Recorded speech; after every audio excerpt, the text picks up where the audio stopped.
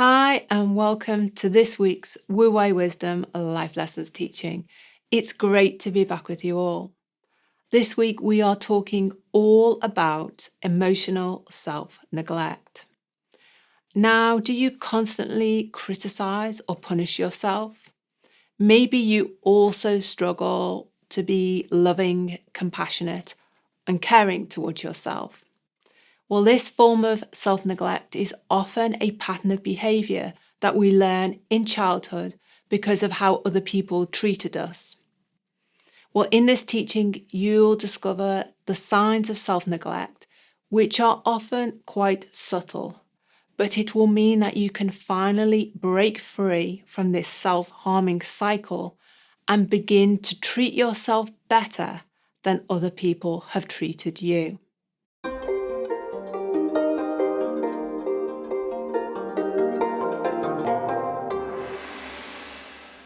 Okay, so David, is emotional self-neglect a common thing that you deal with amongst your clients? I would say it's one of the fundamental things, Alex. They may not come and present and say, I am emotionally self-neglecting myself, as clear as that. But they would say something like, I'm constantly self-sabotaging, I'm not reaching my own standards, I'm always criticizing myself, I'm very hard on myself. So if you're using any of those type of terms, then it would fall into this category. And so from what you've just said there, David, self-neglect manifests in either our self-talk, so the criticizing ourselves, talking down to ourselves, but it also can manifest in our actions or lack of action, so self-sabotaging behaviours, for example. Yes, it can manifest in many ways. I mean, for me, it normally manifests in what we call the three lies. If you think about all the three lies, I'm not good enough, I can't cope, I'm unlovable or I'm unworthy. Both of those are very judgmental about yourself. And that's normally how this self-sabotage, this emotional neglect shows, because you're very critical. In our model, we call it CCJ, and that stands for criticizing, comparing, or being judgmental. And you can fall into this pattern of behavior and thinking either about someone else, very critical of them or what they've done or what they should have done, comparing them against what you hold, or being judgmental against them. But in this case that we're talking about today, this applies to yourself. We're turning it in on ourselves. We turn it in on ourselves. So we're very critical of ourselves, and we hear the word perfection. If I was only perfect, or I'm not perfect, or I'm trying to reach perfection. Or we're very comparing ourselves. Well, look at them. They're doing better than me. They're higher in the job. They're earning more money than me. Got a bigger car, a bigger house, a happier life. Or being very judgmental about yourself, always picking up things and saying, I did it, but I didn't do it good enough. I could have done it better. I've got to force myself. So you're never in this. And we're back to this image. When I'm talking about this, I always have this image come into my head of the one with the donkey and the carrot just dangling in front of them, never quite reaching. So you're always on this striving and never achieving and always beating yourself and very, very neglectful of yourself and what's right for you, as you said in the introduction, not caring for yourself, being very destructive about yourself. And so those three lies, which you mentioned, I'm not good enough, I'm unlovable, I can't cope, they are kind of unhealthy core beliefs. But the manifestation of those is the negative self-talk, and then the kind red light feelings. The red light feelings. So anxiety, fear, stress, depression, hopelessness, anger, all those unwanted emotional feelings. So that's self-talk, and those red light feelings which are going on inside of us, they are very much a form of self-neglect. Because a lot of people would say, David, I think self-neglect is, well, when you overwork yourself, when you neglect your eating, when you neglect your exercise, when you don't care for yourself in a kind of a physical way. But I'm from what you're saying, David, actually, the internal stuff, the stuff that sometimes people don't know about, that can be as powerful, if not more powerful. Well, that's why we teach these videos, because you have to do the golden thread, because the starting point can be many and varied. You use one, just choose the one you used at random. Overworking. So if you're constantly overworking, staying later than other people, taking on too much, this is what I hear a lot of. Why do I take on too much work? Why do I overcommit? Why am I always trying to please people? Why am I always trying to be the best? Why am I always trying? You see, now you have to do the golden thread. On all of these manifestations, you have to do the golden thread. Why, and trace it back. Because if you're constantly overworking, if you're overcommitting yourself, if you're trying to be the people pleaser, if you're trying to be the one that everybody turns to in a crisis, if you're trying to be, you've got to ask yourself, why am I doing that? Not just look at it as this is who you are and you can't change it. I see just a lot of my clients say, well, it's my nature, it's the way I am. And I would absolutely disagree with that. These are choices that you're making based on your beliefs. This is exactly why I say we do these videos, so you can do the self-inquiry, what we call the golden thread, and you go back down, ask you why, so you separate your emotions. So again, I'm going to repeat, I try and do it on every video. This is the most important teaching. You are the creator of your emotional feelings. You are not the victim of them. Now, many of my clients will come to me after watching the videos and say, yes, I accept that, but, and there cannot be a but in that statement. You either accept it or you don't accept it.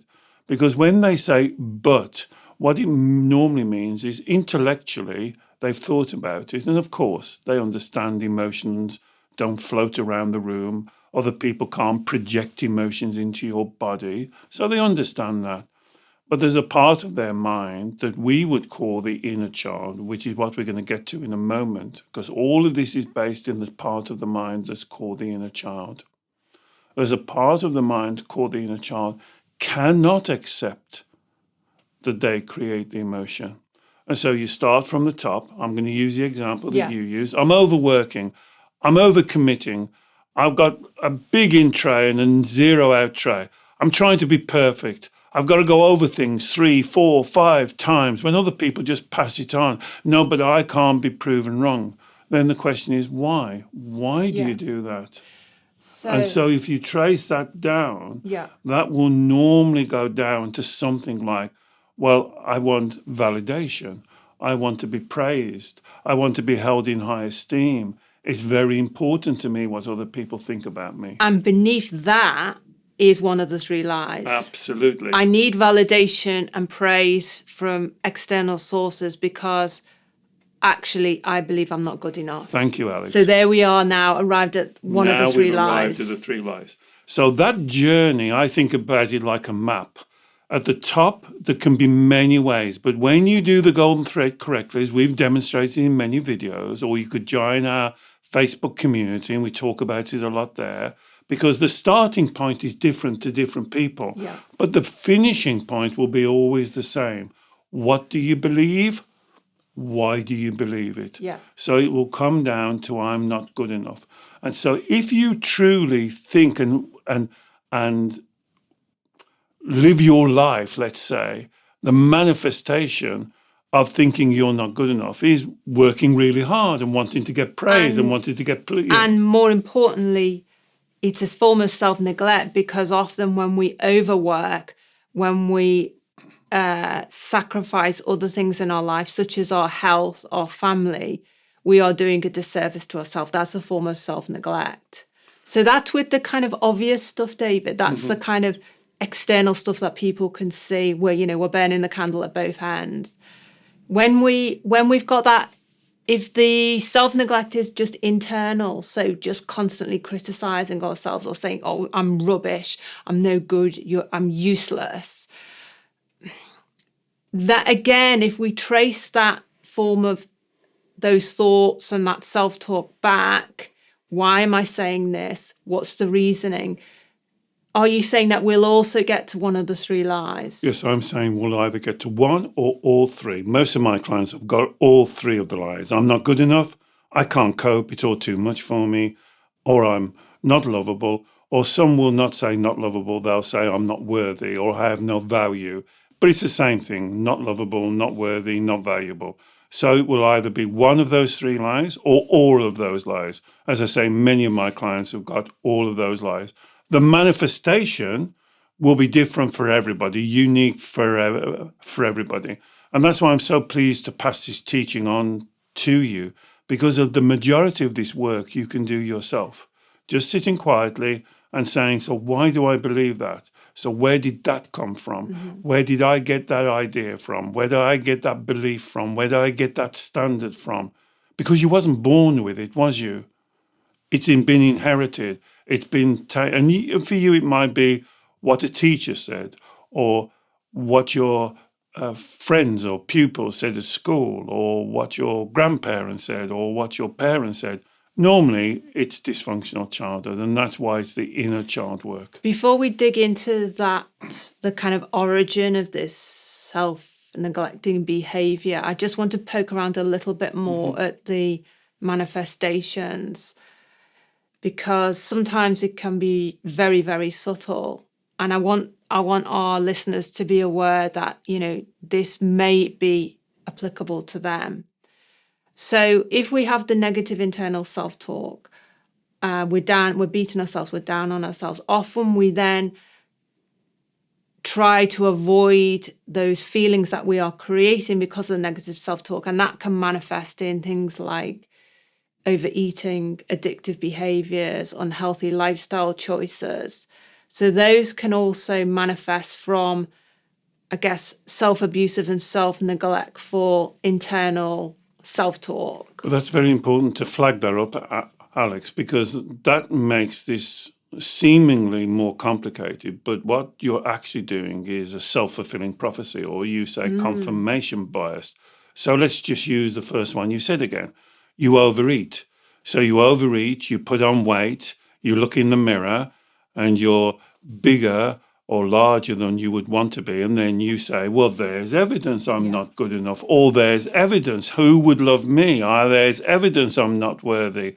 There's evidence I can't cope. I can't even cope with a diet. So what that does, it provides this confirmation bias. And now you've slipped into what we call the carousel of despair. Yeah. You're going round and around like a hamster in a wheel, working really hard. And you say this to yourself, I don't understand it. I work really hard. I'm the first to arrive and the last to leave, and my in tray is bigger than anybody else's, or I don't understand how many diets I've been on and how this. And so you're running faster and faster on this carousel. And the purpose of these teachings is for you to step away and look at the carousel and look at the thought beliefs, because they're your beliefs. They're no one else's beliefs. They're your beliefs. And don't say, well, it's my nature. And please don't say it's a habit. Oh, it's just a habit, David. Oh, it's ingrained. Because then when you do that, you're not being accountable and you're not taking responsibility for your beliefs. And one final thing, again, just on the subtlety of this self-neglect. Would you say that if we don't speak our truth as an adult, if we believe something or we value something, but we don't speak up about it, or we don't voice our concerns because we don't want to upset people, or we don't want people to not love us, or we don't want to create a fuss, would you say that's also a form of self-neglect? Yes, absolutely, 100%. When we say, I can't say that because I hate confrontation, I can't say that because I'm worried about what they think about me, or I'm worried about them being angry, or them losing their temper, or them sparking off on a red light feeling, I don't like that. And what you're doing very kind of intrinsically, very internally, you are betraying yourself. You are letting go of what you hold dear, and you're letting go of what I would call your spirituality, your shen, your truth. Now, I can understand it can be very challenging for you to speak your truth, and learning how to deliver it is very important. Again, we've done several Yeah. videos on delivering your truth. But if you betray your truth, you're actually betraying yourself. And then you'll fall right back to the three lies. Then you'll use the three lies as the justification. Well, there you are. There's evidence. You see, the three lies always provide this false evidence. Well, there you are. I can't do it because I'm not good enough. There you are. I can't do it because I have no worth. There you are. I can't do it because I just can't. I can't cope. I can't cope with confrontation. I can't cope with upset. I can't cope with my partner being angry. I can't cope with a kind of a negative day where we're arguing. I can't cope with that. So then I betray myself. So let's now step backwards in time. If we've now understood how the ways in which we may be neglecting ourselves now as an adult, the many kind of varied ways, and this comes from childhood experiences, can you explain, in your experience with your clients, David, what typically goes on in their childhood? Yes. So let me just quickly explain. And if this is interesting to you, I'd really recommend you looking in the archives as our inner child videos, because they'll give you a lot more information that we're going to talk about. But for those new subscribers, when we're talking about the inner child, we're talking about a part of your mind. We're giving it a label. Now, you may be already labeling it as your ego or your emotional mind or your subconscious mind. Some of my clients will label it as the devil or the demon or the enemy or the thing inside where they got to fight against. And I want you to consider it as your inner child, because the roots of this behavior and this thinking starts in childhood. In my experience working with clients, the ages of around 6 years old to 9 years old, I'm not being precise, but around that age group is very important, because this is the time when you were a child and your emotions had fully developed. So you're very sensitive, you're very emotional, thank goodness, and you're experiencing life. But your cognitive reasoning, your thinking hasn't quite developed to the same level. So you're using your emotions to get what you want. Now, I'm going to use a harsh word here: emotional manipulation.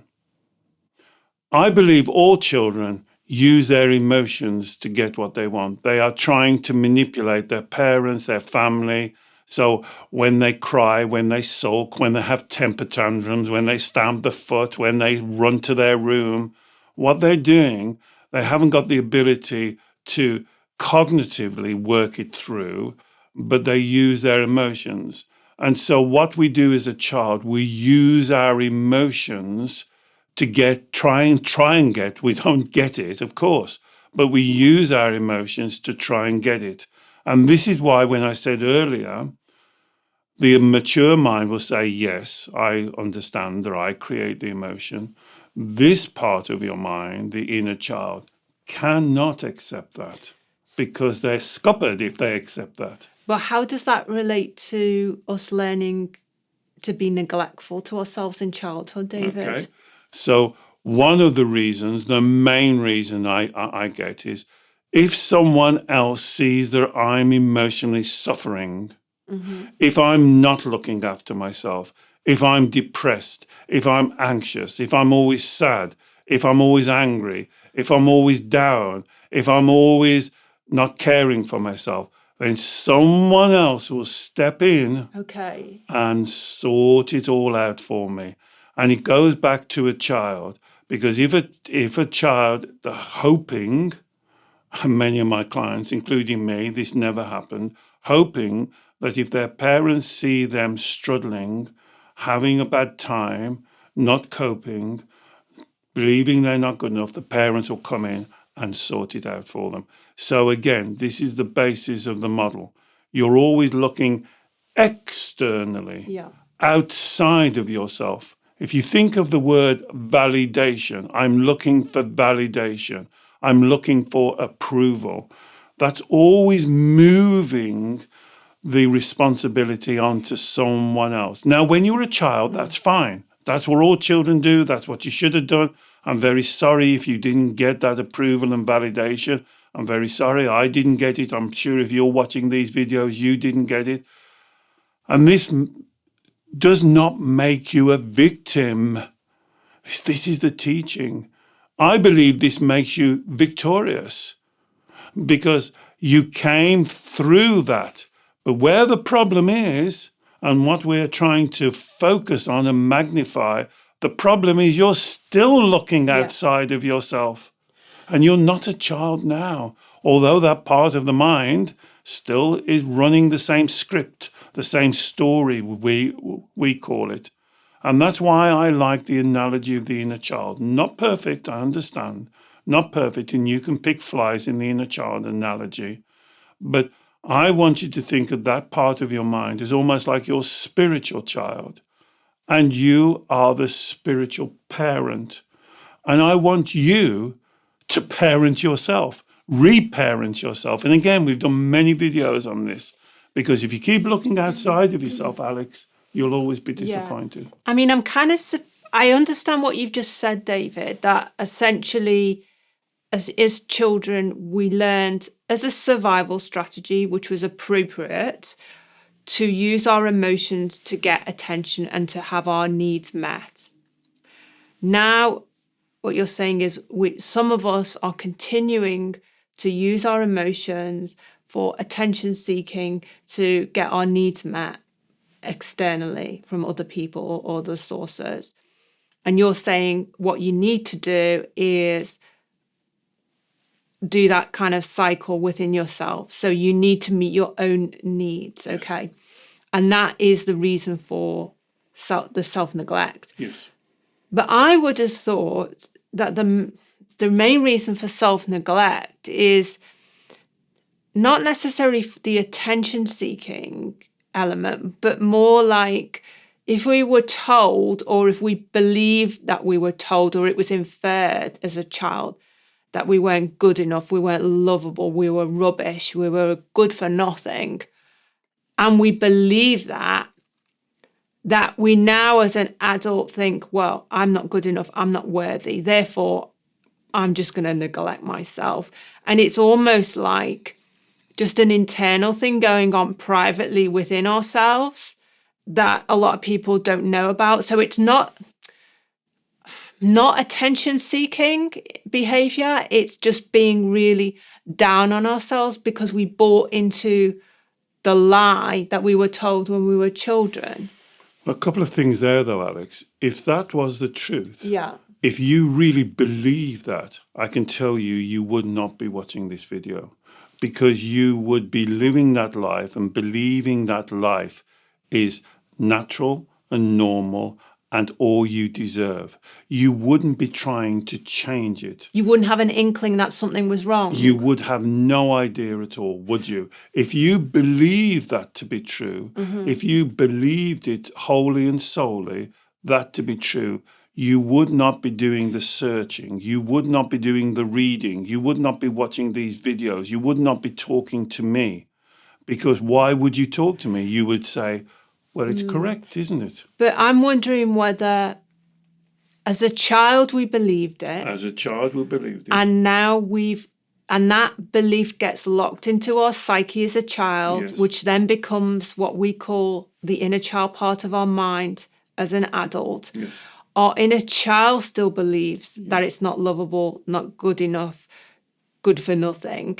But deep down, we always have that kind of spiritual, what you call the Shem part of ourselves, our divine, spiritual, authentic nature, which is good enough, is lovable, can cope, is pristine, is awesome. And so it's like as if our inner child is fully bought into the lie, but there is that little inkling, that little sense of, hold on, something's not right here that you talked about, is our spiritual side, just saying, hello, you're not living truthfully, you shouldn't be neglecting yourself. You've not been brought onto this earth to punish yourself. You've been brought onto this earth to transform, grow, reach your potential. And so what you're describing there quite well, Alex, is the internal battle that produces the red light feelings. So how you described it is perfect. We have this part of our mind that we're calling the inner child, following their story, following their belief structure. And we have the other part that I would call Shen, knowing the real truth, knowing, as you said, that we're here to reach our purpose. We're here to flow, to flourish, to be the best that we can be. And so inside of us, then, we've set up an internal battle, a fight, a tug of war, if you want. And the result of that tug of war are the red lights, whatever you want to call them, anxiety, anger, sadness, depression, whatever word, it doesn't really matter. But that's the result of that internal battle that's going on inside of yourself. So that answers your first question. If you believed it to be true, you wouldn't have the internal battle. You would just accept If it. you fully believe, If if you you fully- 100% with every fibre of your being, body and every part knew that what your parents said to you when they looked at you and said, "You're not good enough," and you would say, "Yes, my parents are correct. I believe every word my parents say. They're like God. And if they say I'm not good enough, therefore the rest of my life I'm not going to be good enough, or I'm not going to be able to cope, or I am unworthy, or I have no value." You would have fully accepted that. My word would be, you would have surrendered to that. So if that's you and you're kind of nodding your head and saying, "Well, my parents did say that to me," and some parents do you believe everything your parents have said to you? Did you follow their wording to the letter without any thought, and you were a robot, or you were a puppet, or whatever you want to call it? No, no one does. And so you were more discerning. And this is what I want you to be now, more discerning. And look back, don't stop at the surface, the red light feelings, the self-sabotage, the trying to please. That's just the surface manifestation. Go down. It's like following a golden thread. I always love what you said. It's like following the breadcrumbs. You're going down to the core. So this is where a lot of our clients get stuck. They write in or they go on the community, say, "Right, I've got the core. The core is I'm not good enough. What do I do now?" That's not the core. That's just a lie. Now you do the golden thread. Why do you believe you're not good enough? Why do you believe you can't cope? Why do you believe you have no value, no worth, not lovable? Why do you believe that? You wasn't born believing that. Where did that come from? And why are you accepting that source 100% without query, without being discerning, without looking at it? Because when you look back at it, you'll find, whether it's your parents or your teachers, how are they in a position to define your life? And this is why I do this work, because I want to tell you quite clearly, your childhood does not define you unless you want it to. What other people said about you are just words. They mean nothing unless you give them meaning. See, it always depends on you. And that's the accountability and the self-responsibility that we're talking about. So if you're starting from the premise, I have no value, I'm worthless, I want to self-sabotage myself, how can you look at these things critically, or even in what I would call wu wei, in a balanced, discerning way? Because you're starting from a negative, you're starting from a very negative presupposition. You're starting from the negative. Well, let me look at that from somebody who's already has no value. Yeah. And that's why if we, because most of us know, we're intelligent, educated enough, worldly enough to know that overworking ourselves, neglecting our health, continuing with very unhealthy lifestyle habits, constantly criticizing ourselves. Most of us know that that's not right, but but we don't stop doing it. Even though, and the reason we don't stop doing it is because we don't do the deeper work as you suggested, which is, so it's not a case of, trying a new diet, reading a new self-help book, increasing my awareness of what is healthy and unhealthy in terms of looking after myself. Actually, we need to do that deeper work to find out the lie within our belief system that is driving this behavior, because unless we get at the lie and question it and interrogate it in the way you suggested and the way that you do when you work one-to-one with your clients through the golden thread process, doing the inner child work, we can never, it's like digging out the weed, the roots of the weed that need to be dug out and chucked out. Exactly. Can I give you an example? I know a lot of clients like it when I give an example from a client. I would never name a client. But I was working with this client like last week, and this is what she said. I want to be perfect. And I just said to her, so you believe in perfection? And she said, no. Can you see right away the inconsistency in that? And that's what you would call a dual belief system. That's what I would call a dual belief system. Or if you want a better word, hypocrisy. So she wants to be perfect, but she doesn't believe that perfection exists. I mean, so come on. Two conflicting beliefs. This is an intelligent woman, a beautiful woman who's had a terrible childhood, and she's in her mid-40s. And this is what she's telling me. I want to be perfect, but I do not believe perfection exists. And there she is on the carousel now. Because she can never reach that, can she? And she's constantly striving, overworking, neglecting herself. Yeah. That's a great example. Very simple example. Just based on that one inconsistency. Just based on that first introductory thing. And I said to her, and she couldn't see it. I said, so let me feed you that back. This is what I do to a lot of my clients, so I understand.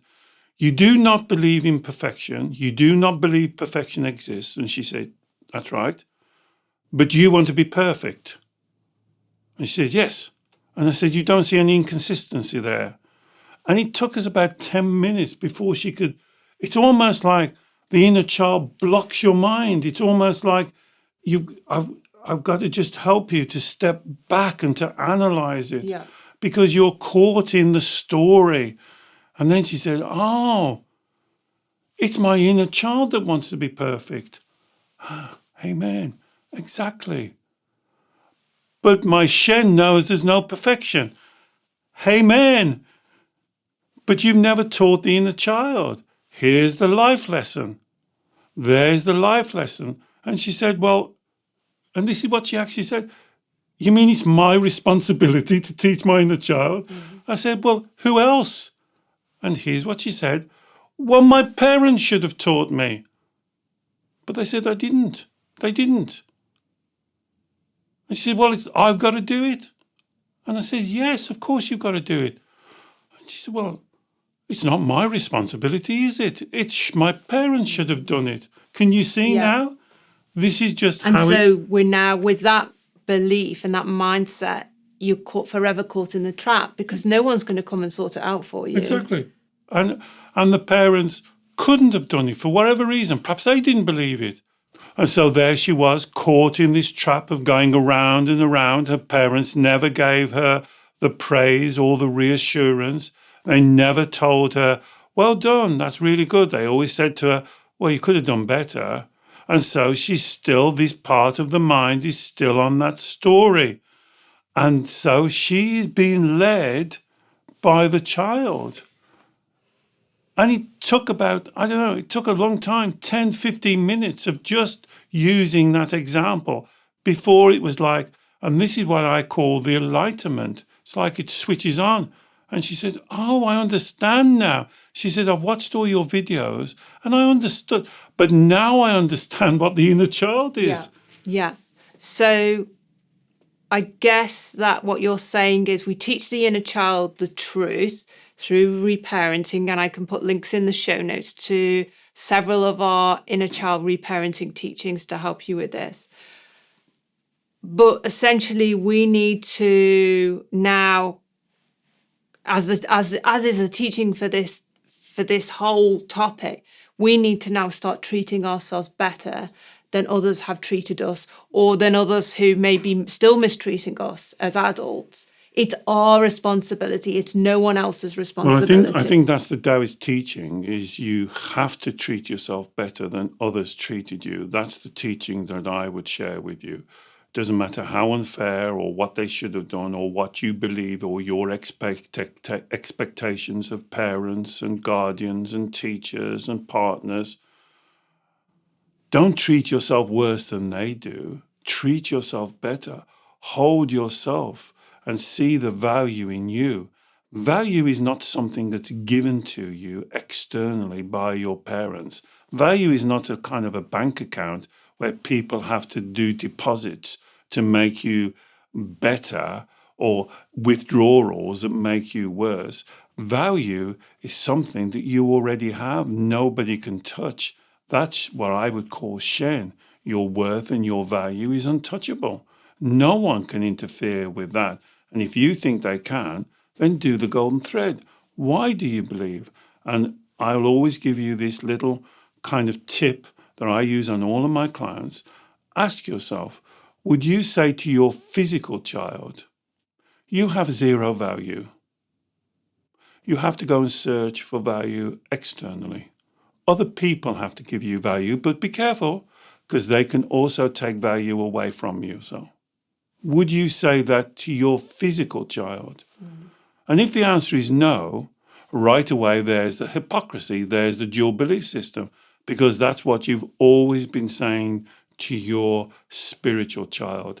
And now it's time to change. It's time to see things through the lens of truth, honesty, and integrity. It's trying to treat yourself better than other people treated you.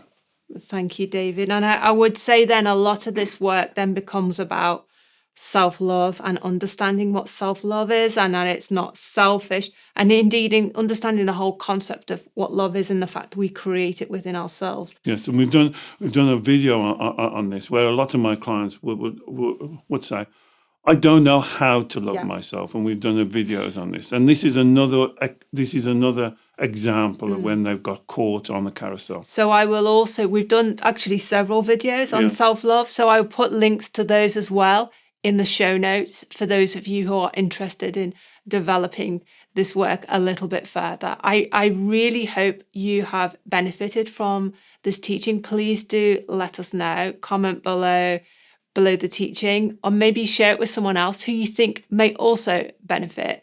David works every week one-to-one with clients all over the world by video call on exactly this sort of issue. If you are interested in learning more about David's consultations, I will put a link to those as well in the show notes. And finally, please don't forget to subscribe to our YouTube channel. We produce new teachings every week, and we would love to share your journey with you. Bye-bye.